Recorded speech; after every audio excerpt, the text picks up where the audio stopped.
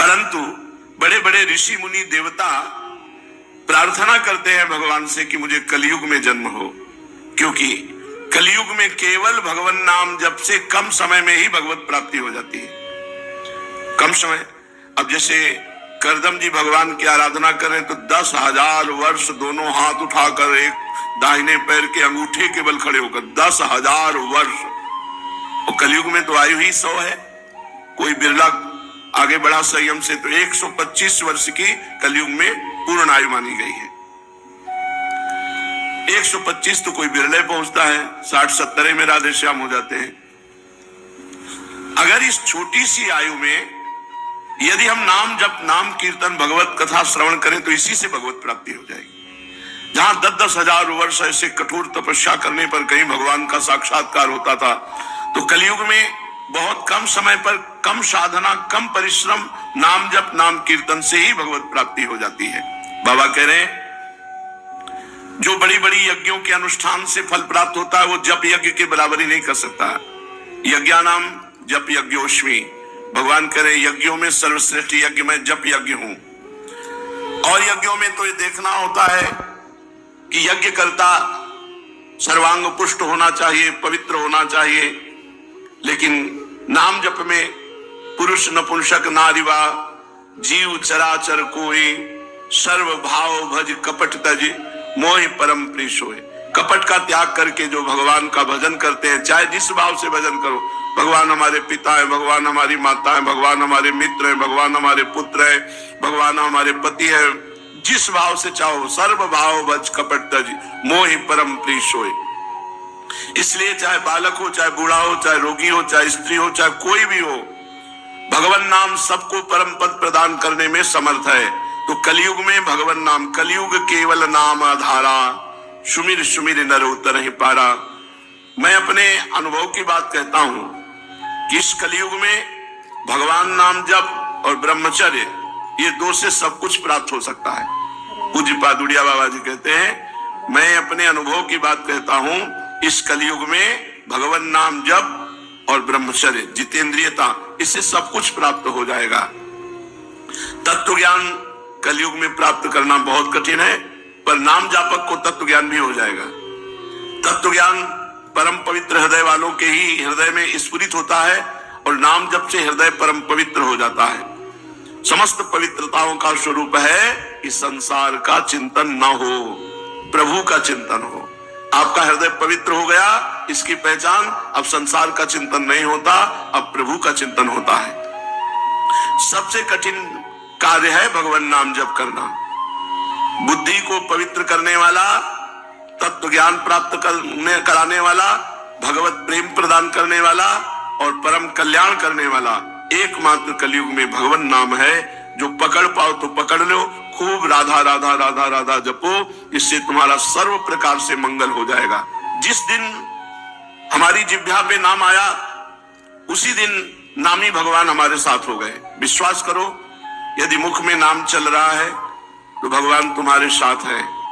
मुख में हो राम नाम, राम तेरे हाथ में, वो बंदे तू अकेला नहीं, राम तेरे साथ में। अगर नाम जप कर रहे तो भगवान तुम्हारे हाथ में हो। अखिल कोटि ब्रह्मांड नायक परात्पर प्रभु वश में हो जाते हैं उस नाम जापक के, जो एकमात्र भगवान के नाम का ही आश्रय लिए है। सुमेरी पवन सुत पावन नामू, अपने बस करी राखे रामू।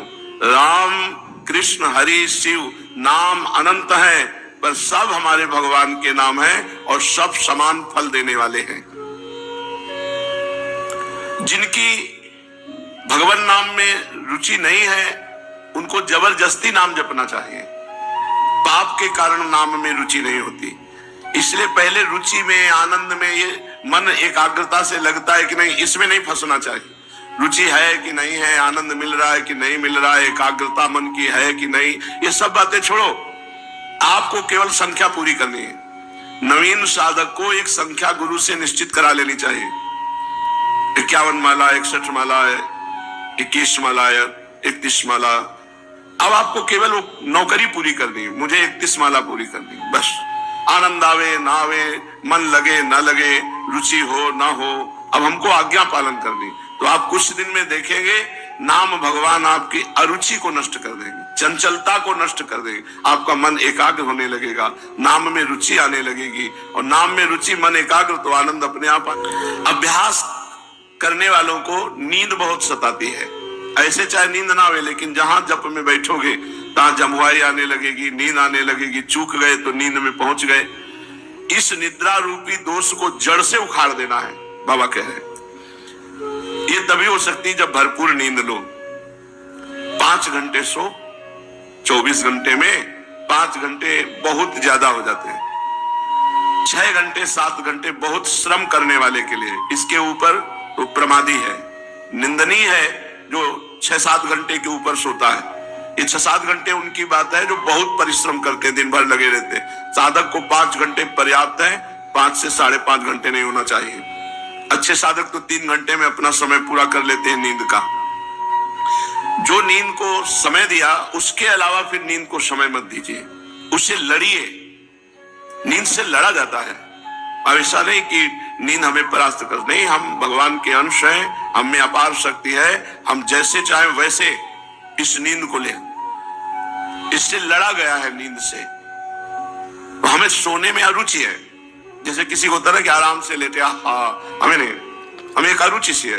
अगर लेटे भी तो चतुराशी जी निज मंत्र, बस उसी में मन को लगाने की चेष्टा। जो भगवान में चित्त को जोड़े हुए हैं उनको साधारण शरीरधारियों की तरह ट्रीटमेंट नहीं किया जाता। उनका अलग, तुम्हारी दवा अलग चलेगी, उनकी दवा अलग चल रही। राधा राधा राधा राधा, ये दवा सब दवाओं के ऊपर है। धन्वंतरी जी ने आयुर्वेद का शोध करके निकाला कि अच्युत कृष्ण गोविंद नाम में जो रोग निवारण की सामर्थ्य, वो किसी औषधि में सामर्थ्य नहीं है। तो यदि हम अभ्यास करें तो रोग में भी, शोक में भी, समस्या में भी, विपत्ति में भी, हर परिस्थिति में नाम जप के द्वारा हम विजय प्राप्त कर सकते हैं। नाम जप नहीं तो माना शरीर उतना आपका चेष्टाहीन दिखाई देगा जब रोग का प्रभाव होगा, लेकिन आपकी चित्त वृत्ति चेष्टाहीन नहीं होगी, वो भगवत चिंतन परायण होगी। यही खास बात है। अगर चित्त चोर में लगा हुआ है तो फिर क्या परेशानी, और चित्त शरीर में लगा हुआ है तो स्वस्थ होते हुए भी जलते रहते हैं। भोग वासना, नाना प्रकार की कामना उनको सताती रहती है। प्रतिज्ञा करना चाहिए कि नाम जप के समय मुझे नींद नहीं लेनी। बड़ी मुश्किल से तो भगवान की कृपा से जप करने का अवसर मिलता है, और उसमें भी झटके मारोगे, सोओगे तो फिर कैसे बात चलेगी। सीधी मेरुदंड रहे, अभ्यास कर लो, सब बात बन जाएगी। जीवन में कभी कोई सुविधा स्वीकार नहीं की, कभी सुख स्वीकार नहीं किया, जीवन में नहीं स्वीकार किया। वह भी है भगवान की कृपा से, जितना जैसे चलता है वैसे। आज भी गीजर से नहीं नहाते, ठंडे पानी से। गंगा का नहाया हुआ शरीर है तो गीजर बीजर सुहाता थोड़ी है। शरीर सुख का इतना लालच बढ़ गया है।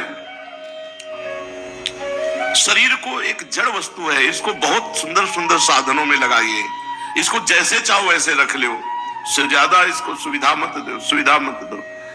जब नींद पर कब्जे की बात आती है, जैसे सोते थे ना तो कंबल से डर लगता था, डर ये हमको नींद में सुला देगा, कभी कंबल नहीं ओढ़े।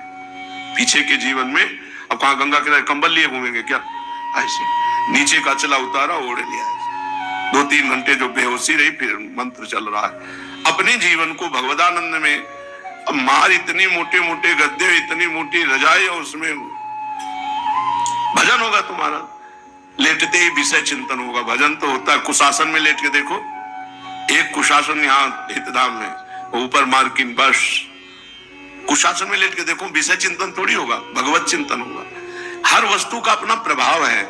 अब ऐसे ऐसे गद्दा चले हैं, इतने मोटे मोटे गद्दा, साधक तकिया और गद्दा और रजाई, साधक बिल्कुल विपरीत बात है। एक चटाई, बहुत वो झीना कंबल, और हाथ की तकिया, आधा घंटे 2 घंटे 2.5 घंटे विश्राम, बैठ करके भजन। भजन के लिए जीवन एक अलग होता है भैया।